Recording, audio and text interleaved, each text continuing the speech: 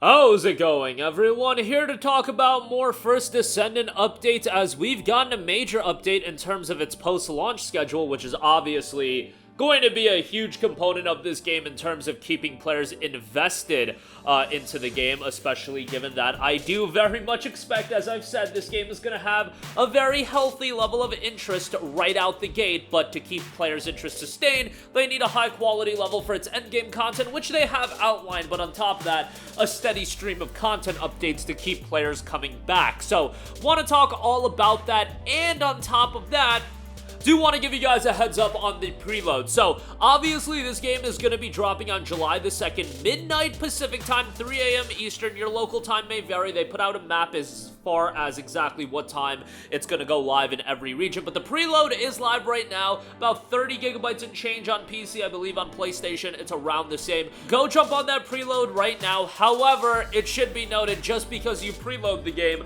doesn't mean that come July 2nd that this game is going to be working fine. I always like to view things from a pessimistic lens, and after Helldivers 2 had kind of a, whirlwind of a launch in terms of being much more popular than people, at least in Arrowhead, expected, which I understand it from that standpoint. I get that Arrowhead probably looked at the interest level for the first Helldivers, and they didn't expect Helldivers 2 to have that level of interest. I very much see the possibility that Nexon views a First Descendant the same way, where the game, you can tell, has a level of interest right now, but I could very much see that extremely increasing by the time this game drops on July the 2nd, as more people play it, as content creators are uploading more content, streaming it, so on and so forth, that Nexon might not be prepared for, and the servers go down. So just you preloading the game isn't going to change that. By the way, on top of that, if you do want insight into each individual Descendant that's going to be available in the game,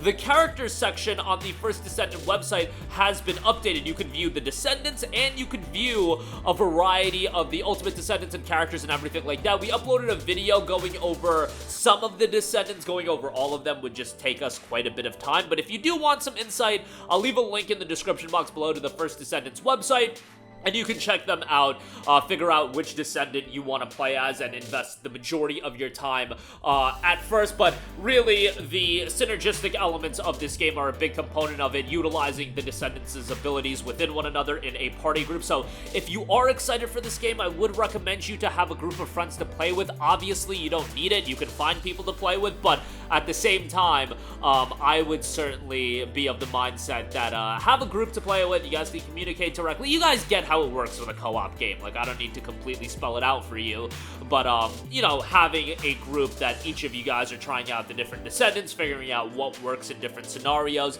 that's certainly going to be a big aspect of the game. So try to have a group to play with. Alright, getting to the crux of the video, the post-launch schedule, at least initially, has been outlined. A couple of Korean gaming sites had new First Descendant articles yesterday, and there are post-launch plans that have been kind of simplified but outlined to give us an idea of what to expect. So come July 2nd, the official launch of the game, the preseason is going to kick off. That's going to give an idea and a time period for our players to try out the game, them to figure everything out as far as servers and whatnot, and then move on from that. On August the 1st, we'll have the first content update for the game. Exactly what that content update is going to be, we don't know, but given that they already have that dated, I imagine it's going to be a relatively major content update, and that'll give us an idea of how sizable that's going to be, and hopefully we can get that at a consistent level. Early September is when Season 1 begins. A new Battle Pass will be introduced with that as well.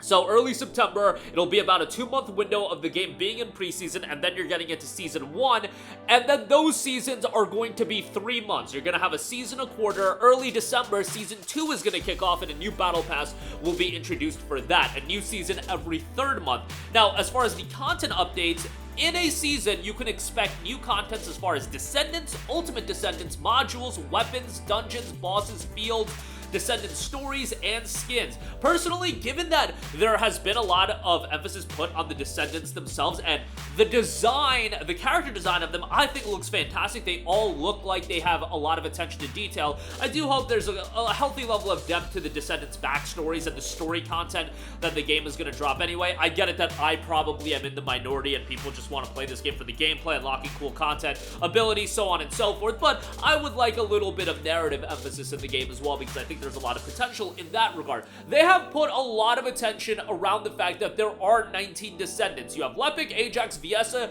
Jaber, Sharon, Glay, Blair, Bunny, Frena, Valby, Kyle, CMO, Enzo, and Yujin, and then on top of that, there are 5 Ultimate Descendants that have already been outlined. That's Ulti Lepic, Ulti Viessa, Ulti Ajax, Ulti Bunny, and Ulti Glay. All of those are available, and that brings the total Descendant count right now to 19. That's including the Ultimate Descendants and then 14 of the standard Descendants, but that roster of Descendants is going to increase as new content is rolled out.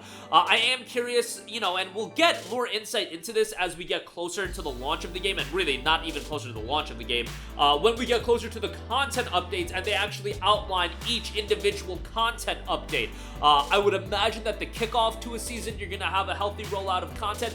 That 1st of August content update, I don't expect that to be incredibly sizable. I think for the first 2 months, you're launching this game to a wide number of people. Most people are going to be invested into the base content that's already available in the game. That August 1st update doesn't have to be huge, but hopefully it's decent enough that it'll hold us over until early September when Season 1 kicks off, and that introducing a new Battle Pass. And I know the idea of Battle Passes in Nexon is already going to be something that, let's just say, inspires a little bit more pessimism out of people, myself included, but hopefully this is a game that they'll roll out the in-game content purchases in a, let's just say, meaningful way where it doesn't upset people too much. I think that is the most, like, friendly way I could put at it, given that we don't have an idea in terms of the gravitas of that component. But if they're rolling out new Descendants, Ultimate Descendants, modules, weapons, dungeons, bosses, fields, story content, and skins every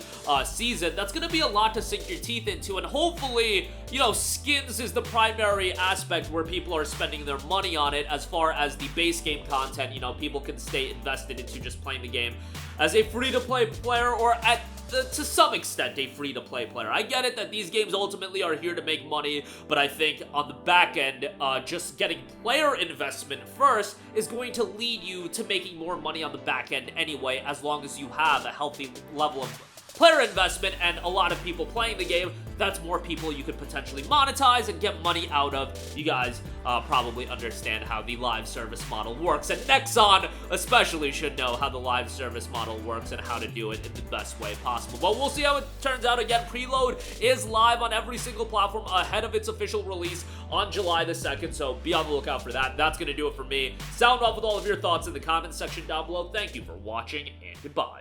Hey guys, we hope you enjoyed the video, and if you did, make sure to hit the subscribe button, and if you're already subscribed, do us a favor and hit the bell icon. This way you'll be notified whenever we post a new video. That's the best way to keep up with all of our uploads, and we usually try to upload 2 videos a day. And with the bell icon hit, you'll be notified whenever we do upload a video. As always, thanks for watching.